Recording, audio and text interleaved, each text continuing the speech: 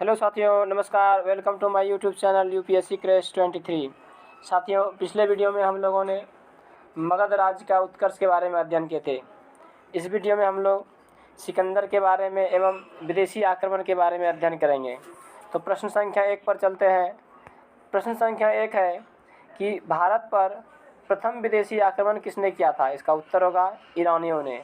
भारत पर प्रथम विदेशी आक्रमण ईरानियों ने किया था। ईरान के हकमनी वंश के राजा साइरस के नेतृत्व में प्रथम आक्रमण किया गया था। प्रश्न संख्या 2 है कि भारत पर प्रथम विदेशी आक्रमण किसके नेतृत्व में किया गया था? इसका उत्तर होगा ईरान के हकमनी वंश के राजा साइरस। इसका कार्यकाल है 558 से 530 ईसा पूर्व में भारत पर आक्रमण किया था, जो आक्रमण असफल रहा। प्रश्न संख्या 3 है कि भारत पर आक्रमण करने में प्रथम सफलता किसको प्राप्त हुआ? इसका उत्तर होगा दारे-बाहु। दारे-बाहु को भारत पर आक्रमण करने पर प्रथम सफलता प्राप्त हुआ। ये भी ईरानी आक्रमणकर्ता ही थे। दारा प्रथम, जिसे दारे-बाहु के नाम से जाना जाता है, इसका शासनकाल 522 से 480 ईसा पूर्व है। इसी के नेतृत्व में ईरानियों को भारत पर विजय प्राप्त करने में सफलता प्राप्त हुई, पहली सफलता। प्रश्न संख्या 4 है कि भारत पर दूसरा सबसे महत्वपूर्ण विदेशी आक्रमण किसने किया था? तो इसका उत्तर होगा यूनानियों ने। भारत पर दूसरा सबसे महत्वपूर्ण विदेशी आक्रमण यूनानियों ने किया था।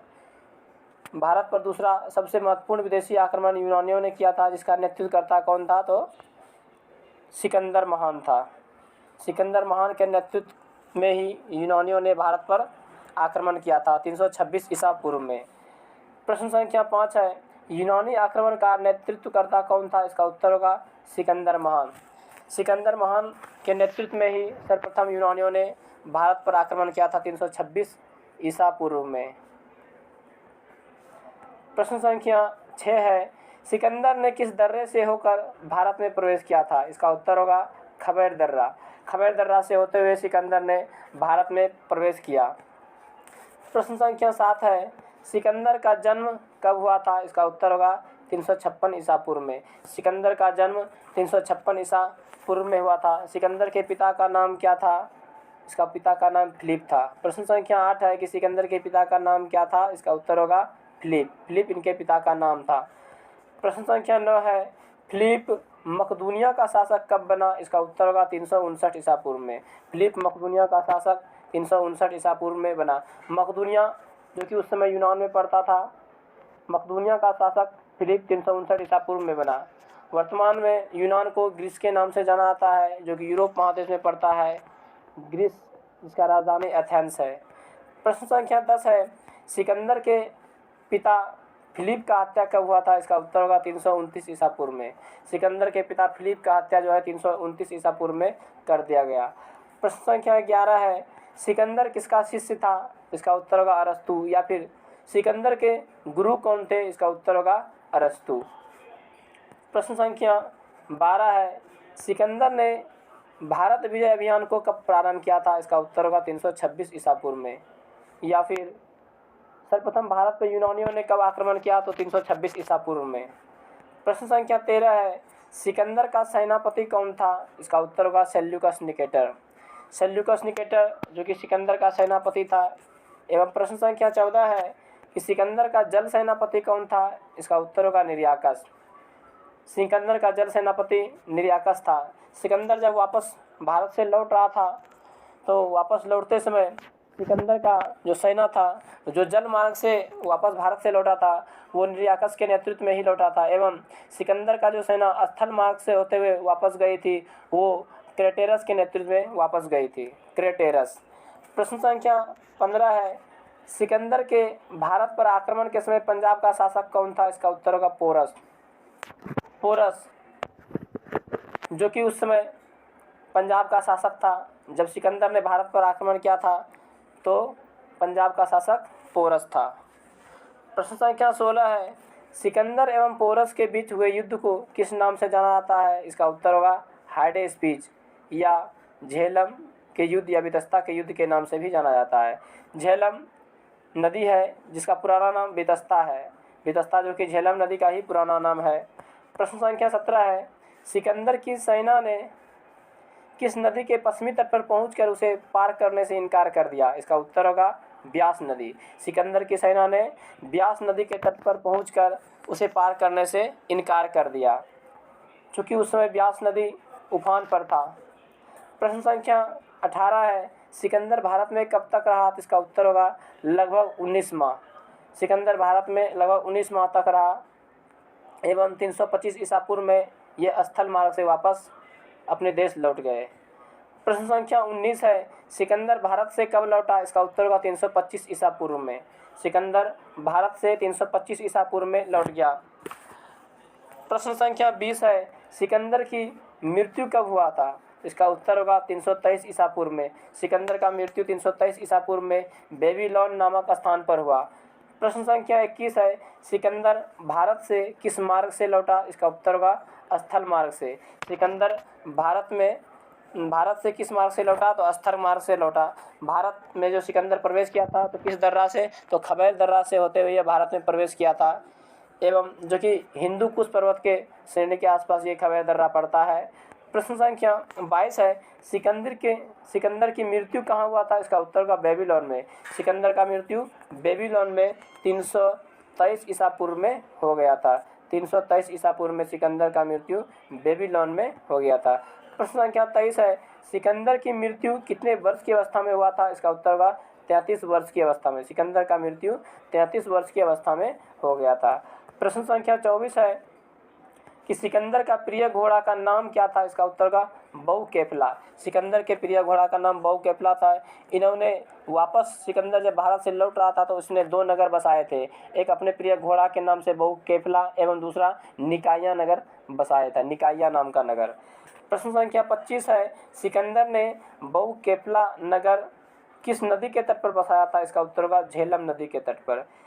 सिकंदर ने बहुकेफला नामक नगर किस नदी के तट पर बसाया था? इसका उत्तर होगा झेलम नदी। झेलम नदी के तट पर इन्होंने अपने प्रिय घोड़ा के नाम पर एक नगर बसाया था, बहुकेफला नगर। झेलम नदी जिसका प्राचीन नाम है वितस्ता नदी। और सिकंदर एवं पोरस के बीच के युद्ध को हाइडेस्पिस के नाम से जाना जाता है, या झेलम या वितस्ता के युद्ध के नाम से भी जाना जाता है। प्रश्न संख्या 26 है, किस अभिलेख से पता चलता है कि दारे-बाहु जो ईरान के शासक था दारा प्रथम ने सर्वप्रथम सिंधु नदी के तटवर्ती भूभागों को अधिकृत किया था? यह किस अभिलेख से पता चलता है? इसका उत्तर होगा बेहुस्तून, पर्सिपोलिस एवं नक्श ए रुस्तम अभिलेख से। सर्वप्रथम बेहुस्तीन, पर्सिपोलिस, नक्श ए रुस्तम अभिलेख से पता चलता है कि ईरान के दारे-बाहु जो कि दारा प्रथम ने भारत के सिंधु नदी के तटवर्ती भूभागों को अधिकृत किया था, इसी अभिलेख से पता चलता है। बेहुस्तून, सर्पिपोलिस एवं नक्श ए रुस्तम अभिलेख से, पर्सिपोलिस एवं नक्श ए रुस्तम अभिलेख से। प्रश्न संख्या 26 है, ईरानी शासक को भारतीय साम्राज्य से कितना टैलेंट सोना प्राप्त होता था? इसका उत्तर होगा 360 टैलेंट। ईरानी शासक को भारतीय साम्राज्य से कितना टैलेंट सोना प्राप्त होता था? तो 360 टैलेंट सोना प्राप्त होता था।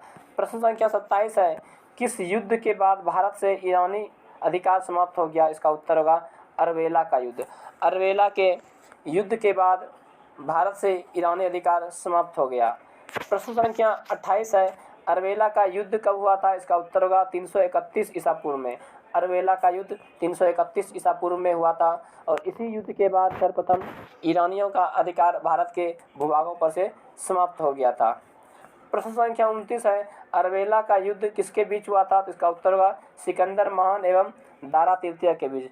सिकंदर महान एवं दारा तृतीय के बीच अरवेला का युद्ध हुआ था, तो 331 ईसा पूर्व में हुआ था। 331 ईसा पूर्व में हुआ था अरवेला का युद्ध। इसी युद्ध के बाद ईरानियों का भारत के विजित भूभागों पर से अधिकार समाप्त हो गया।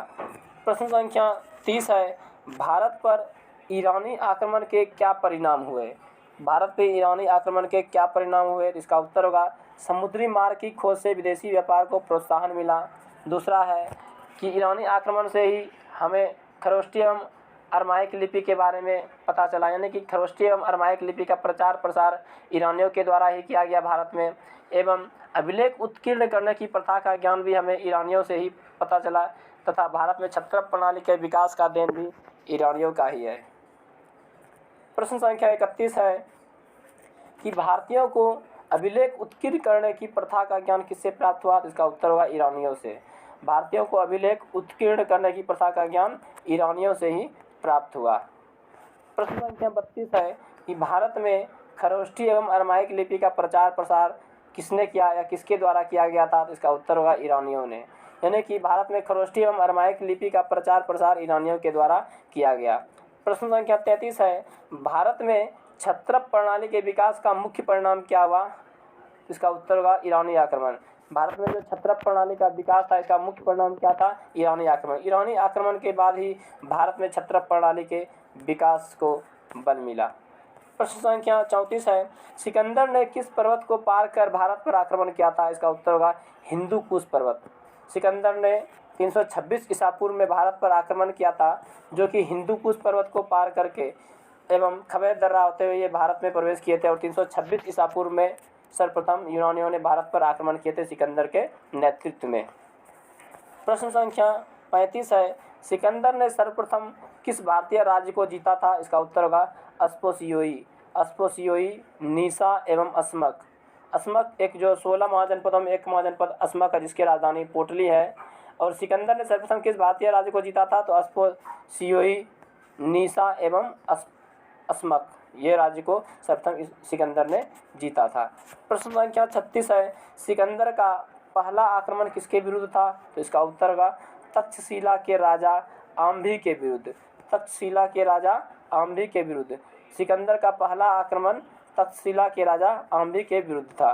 प्रश्न संख्या 37 है पोरस का राज्य किन दो नदियों के बीच में पड़ता था? इसका उत्तर होगा झेलम तथा चिनाब। झेलम तथा चिनाब नदी के बीच में शासक पोरस जो कि राजा हुआ करता था उसमें पंजाब का, तो इनका राज्य जो था वो झेलम एवं चिनाब नदी के बीच के क्षेत्र में पड़ता था। झेलम जिसका पुराना नाम वितस्ता नदी है एवं चिनाब नदी जिसका पुराना नाम अस्किनी नदी है। इन्हीं दो नदियों के बीच में जो क्षेत्र पड़ता था उस पर पोरस वहाँ पे राजा हुआ करता था। प्रश्न संख्या 38 है भारतीय भूभाग पर सिकंदर का अंतिम विजय किस राज्य के विरुद्ध था? इसका उत्तर होगा पाटल। भारतीय भूभाग पर सिकंदर का अंतिम विजय पाटल राज्य के विरुद्ध था। प्रश्न संख्या 39 है कि भारतीयों को मुद्रा निर्माण करने की कला का ज्ञान किससे प्राप्त हुआ? तो इसका उत्तर होगा यूनानियों से। भारतीयों को मुद्रा निर्माण करने की कला का ज्ञान यूनानियों से प्राप्त हुआ। प्रश्न संख्या 40 है भारत पर यूनानी आक्रमण के क्या परिणाम हुए या फिर भारत पर यूनानी आक्रमण के परिणाम क्या क्या हुए? इसका उत्तर होगा पश्चिम उत्तर भारत के जो छोटे छोटे राज्यों का एकीकरण हुआ। यानी कि पश्चिम उत्तर भारत में जो छोटे छोटे राज्य हुआ करते थे उसका एकीकरण करके एक बड़े राज्य में उसका निर्माण कर दिया गया एवं भारत और यूरोप के निकट आने को अवसर मिला। भारत और यूरोप को निकट आने का अवसर प्राप्त हुआ। तीसरा सिकंदर के इतिहासकारों से मूल्यवान भौगोलिक विवरण एवं तिथि सहित इतिहास की प्राप्ति हुई तथा भारतीयों को मुद्रा निर्माण कला की ज्ञान प्राप्त हुआ। साथियों वीडियो अच्छा लगे तो इसे शेयर, लाइक एंड सब्सक्राइब करें। थैंक यू, धन्यवाद।